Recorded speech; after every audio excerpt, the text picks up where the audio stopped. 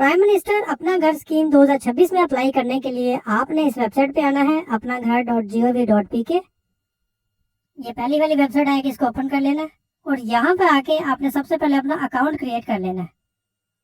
अगर आपने पहले से अकाउंट बनाया हुआ है तो सिंपल आपने लॉगिन करना है, वरना ये जो नीचे क्रिएट अकाउंट का बटन बना है इसको आपने क्लिक करना है और यहाँ पे आके आपने अपनी रजिस्ट्रेशन कर लेनी है। रजिस्ट्रेशन बहुत सिंपल है, आप जस्ट आपका नाम है, CNIC नंबर, आपका मोबाइल नंबर, आपका ईमेल एड्रेस और पासवर्ड और नीचे आपने रजिस्टर कर लेना। चलिए मैं फटाफट ये सारी इन्फॉर्मेशन लिख लेता हूँ। तो अभी मैंने सारी इन्फॉर्मेशन लिख ली है, तो यहाँ से हम करते हैं रजिस्टर। तो ये देखिए हमारा अकाउंट क्रिएट हो गया है। अब यहाँ पे सिंपल हमने NIC और पासवर्ड के साथ लॉगिन करना है। यहाँ पे ये सिक्योरिटी कोड एंटर करना है और साइन इन का बटन दबाना है। जैसे ही आप लॉगिन करेंगे तो आपके सामने ये 3-4 इंस्ट्रक्शंस आ जाएंगे जो बहुत सिंपल है, मैं आपको साथ साथ करके बताऊंगा। तो इस वीडियो में अप्लाई करने का पूरा मेथड बताने के साथ साथ आपको कुछ इसके स्कीम के रूल्स रेगुलेशन भी बताता रहूंगा। सो मेक श्योर कि आप एवरी स्टेप को अच्छे से समझ लें और बाद में आपको परेशानी ना उठानी पड़े। तो यहाँ पे सिंपल पहले आके हमने ये अप्लाई नाउ का बटन दबाना है।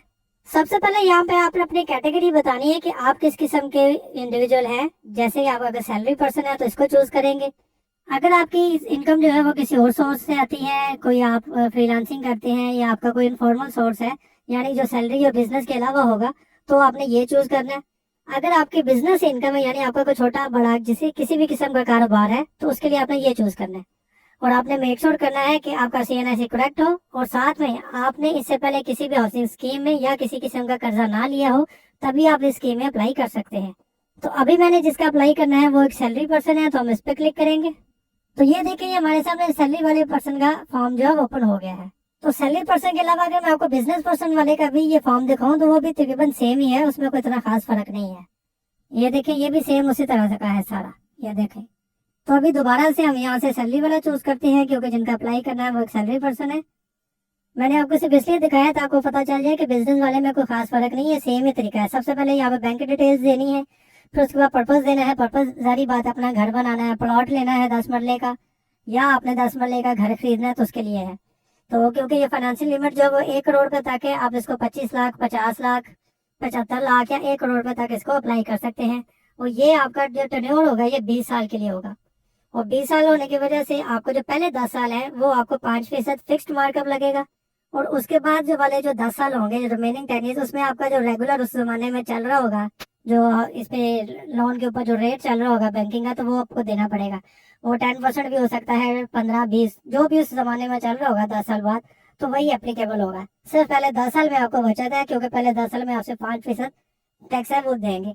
और एक बात आपने याद रख लेनी लाजमी कि इसके ऊपर आपको कोई भी प्रोसेसिंग चार्जेस नहीं है और ना ही आपने को प्री पेमेंट देनी है, यानी आपको कोई अर्ली पेमेंट देने की जरूरत नहीं है। जब तक आपका लोन कबूल नहीं हो जाएगा, आपसे बैंक भी कोई ब्रांच या अगर कोई आपसे इस तरह से पैसे मांगते भी आपने नहीं देना, क्योंकि इसके रूल्स रेगुलेशन में ये बात लिखी हुई है कि इसके ऊपर कोई भी प्रोसेसिंग नहीं है, ना ही इसकी कोई प्री पेमेंट है। और एक और बात, ये लोन हासिल करने के लिए मिसाल के तौर पर अगर आप 50 लाख लोन हासिल करते हैं तो उसके ऊपर 10% जो है वो आप खुद अरेंज करेंगे और 90% जो है वो गवर्नमेंट आपको देगी। मिसाल के तौर पर 5 लाख आपने खुद अरेंज करना है और 45 लाख जो है वो गवर्नमेंट देगी। इस तरह से आपने याद रखा है, लोन टू वैल्यू आपके जो है वो 90-10 है। तो चलिए यहाँ पे सबसे पहले बैंक एंटर करते हैं। सबसे पहले ये पूछना है कि आप किस बैंक में अपना ये लोन हासिल करना चाहते हैं। तो आपने यहाँ पे अपना पसंदीदा बैंक जो है उसमें आपने इसको चूज कर लेना है। नेक्स्ट आपने उसका ब्रांच नेम बताना भी किस ब्रांच में है आप इसको हासिल करना चाहते हैं लोन को। नेक्स्ट आपने यहाँ पे बताना है किस सिटी में है आपका वो बैंक। उसके बाद अगर आपके उसी बैंक में आपका ऑलरेडी अकाउंट एक मौजूद है, चाहे वो सैलरी पर्सन का है या आपका कोई और है, लेकिन कोशिश करें कि सैलरी वाला अप्लाई कर रहा है तो अपना वही बैंक अकाउंट चूज करें और वही बैंक अकाउंट यहाँ पे लिखे जिसमें उसकी सैलरी आती है, उससे जरा प्रोसेस थोड़ा आसान हो जाएगा। तो यहाँ पे अब आपने अपना बैंक अकाउंट लिखना है और यहाँ पे वो IBAN एक्सेप्ट नहीं करे, यहाँ पे अपने सिंपल बैंक अकाउंट नंबर लिखना है जो तकरीबन 16 से 17 डिजिट का होता है वो वाला। और इसके बाद आपने उसी बैंक का नाम दोबारा यहाँ पे लिख देना है। ये लिखने के बाद नीचे से हमने ये सेव एंड नेक्स्ट का बटन दबाना है। तो आपकी इन्फॉर्मेशन यहाँ पे सेव हो जाएगी और अब हम आ जाएंगे यहाँ पे पर्पज ऑफ फैसिलिटी, यानी अब आपको क्या चाहिए यहाँ पे। जाहिर बात है हमने हाउस के लिए अप्लाई करना है, अपने घर के लिए, तो आपने यहाँ पे चूज करना है कि plot plus construction, house plus flat या खाली कंस्ट्रक्शन। इनमें से कोई भी ऑप्शन आपने जो है वो उसको चूज कर लेना है। तो मैं यहाँ पे चूज करूंगा प्लॉट प्लस कंस्ट्रक्शन के लिए। तो और यहाँ पे आपने अपनी जो भी आपकी मनचाही अमाउंट हो जो आप हासिल करना चाहते हैं वो आपने यहाँ पे लिख देनी है। उसके बाद नीचे ये आपसे पूछता है भी आपका जो मिनिमम जो है, जैसे मैंने बताया था अभी लोन टू वैल्यू जो है 90 और 10 है, जो 10 मिनिमम रहेगी यहाँ पे। लेकिन अगर आप चाहते हैं कि आपने ज्यादा इक्विटी अपनी तरफ से ऐड करनी है तो आप यहाँ से अपनी मर्जी की वैल्यू भी ऐड कर सकते हैं। मिसाल के तौर पर आप 30% अपने आप से ऐड करना चाहते हैं और बाकी अमाउंट जो 1 करोड़ में से बाकी 70 लाख आप गवर्नमेंट से चाहते हैं तो आप यहाँ पे 30% लिख देंगे।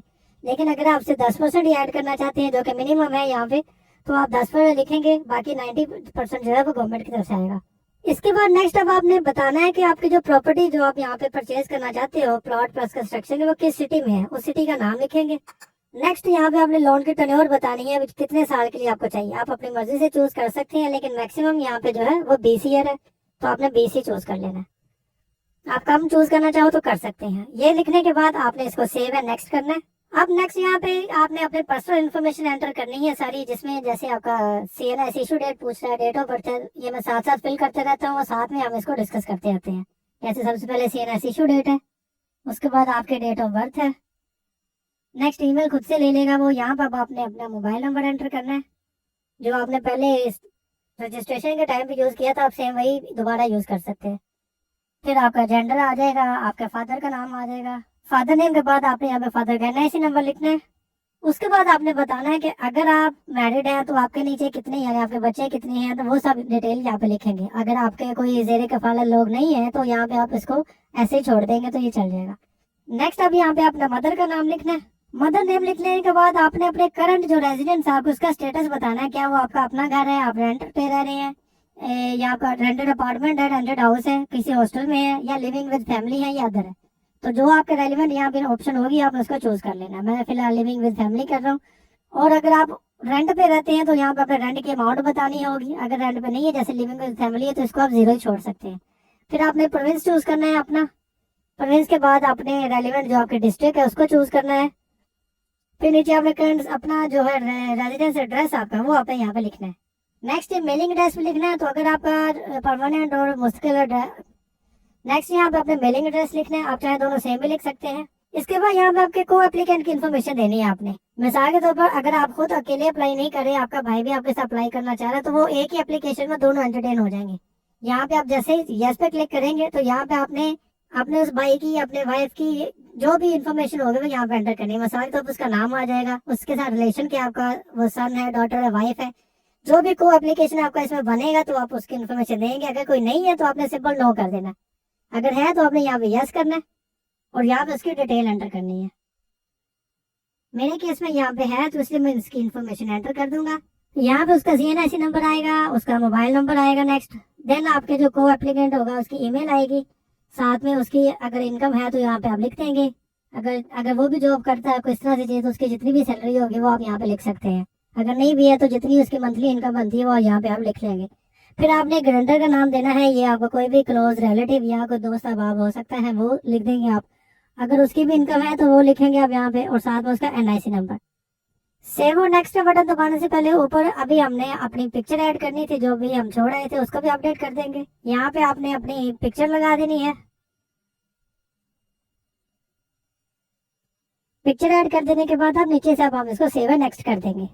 नेक्स्ट यहाँ पे आगे आपका एम्प्लॉयमेंट डिटेल, यानी अब आप जो सैलरी पर्सन है उसने अपने एम्प्लॉयमेंट की डिटेल बतानी है कि वो कहाँ पे जॉब करता है, किस डिपार्टमेंट में है, तो यहाँ पे ये उसकी सारी इन्फॉर्मेशन आएगी। पहले नंबर पे जैसे एम्प्लॉयर का नाम है।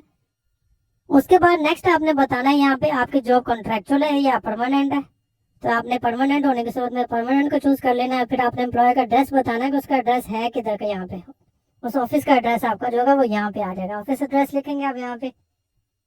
नेक्स्ट आपने अपना डेजिग्नेशन बताना है कि जो भी उस ऑफिस में आपका डेजिग्नेशन आप वो यहाँ पे लिख देंगे। फिर आपने अपनी ज्वाइनिंग डेट बतानी है, जिस डेट को आपने उसको ज्वाइन किया था। उसके बाद आपने अपनी नेट मंथली इनकम बतानी है यहाँ पे, यानी एक तो आपकी ग्रोस इनकम आती है और एक आपका आती है नेट। जो नेट इनकम आपने वो बतानी है, ग्रोस इनकम वैसे क्योंकि टैक्सेस वगैरह कट जाते हैं पीछे रह जाती है, नेट इनकम तो आपने वो बतानी है यहाँ पे। नीचे आपने अपने ऑफिस का कॉन्टैक्ट नंबर बताना है, जो आपका ऑफिस का वहाँ पे जो ऑफिशियल नंबर होगा आपका, हो सकता है यहाँ पे वो कॉल करके थोड़ी वेरिफिकेशन भी करे कि भी आप वाकई यहाँ के एम्प्लॉई हैं, और मजीद जो भी पूछना चाहें वो इस पे पूछ सकते हैं। ऑफिस का नंबर लिख लेने के बाद यहाँ पे आप पूछ रहे हैं अगर आपका, यानी अगर आप इससे पहले किसी और डिपार्टमेंट में काम कर रहे थे और अब आप करंट डिपार्टमेंट में काम कर रहे हैं, तो यहाँ पे अपने प्रीवियस डिपार्टमेंट जो अभी आप काम कर रहे हो उससे पिछले डिपार्टमेंट का नाम जो है वो आपने यहाँ पे लिखना है। अगर कोई होगा लिख दे, नहीं होगा तो इसको आप खाली भी छोड़ सकते हैं। ये इन्फॉर्मेशन फिल कर लेने के बाद आपने सेव एंड नेक्स्ट का बटन दबा। तो ये यहाँ तक आपकी इन्फॉर्मेशन सारी सेव होगी। अब हमने यहाँ पे अपने डॉक्यूमेंट्स अपलोड करने हैं, जिसमें सबसे पहले आपके CNS की फ्रंट बैक है, फिर आपके एम्प्लॉयमेंट सर्टिफिकेट है। यानी एम्प्लॉयमेंट सर्टिफिकेट से क्या मुराद है, आप अपने ऑफिस में अप्लाई करेंगे। अप्लाई करने के बाद वहां से आपको एक सर्टिफिकेट मिल जाएगा कि हाँ जी आप हमारे एम्प्लॉय हैं और यहाँ पे स्टेट से काम कर रहे हैं। फिर अकाउंट मेंटेनेंस सर्टिफिकेट ये होता है आपका बैंक अकाउंट का, जो आपने कम से कम पिछले 6 माह का लेना होता है। वो आपको बैंक आपको जारी करता है कि ये आपका अकाउंट हमारे पास होल्ड है पिछले 6 माह से, ये इतनी देर से, वो उसमें लिख देते हैं। फिर नेक्स्ट ऑफ किन का CNS आएगा, यानी जैसे मैंने अपना को एप्लीकेंट लिखा है तो मैं उसकी ऐड कर सकता हूँ, या अगर आप नहीं भी लिखा तो नेक्स्ट ऑफ किन में आप आपका भाई, आपकी वाइफ, आपकी बहन, आपके वालिद साहब, किसी का भी NIC की फ्रंट और उसकी बैक आ जाएगी।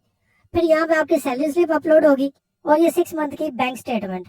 ये अकाउंट मेंटेनेंस सर्टिफिकेट होगा, अलग चीज है, ये भी नोट कीजिएगा।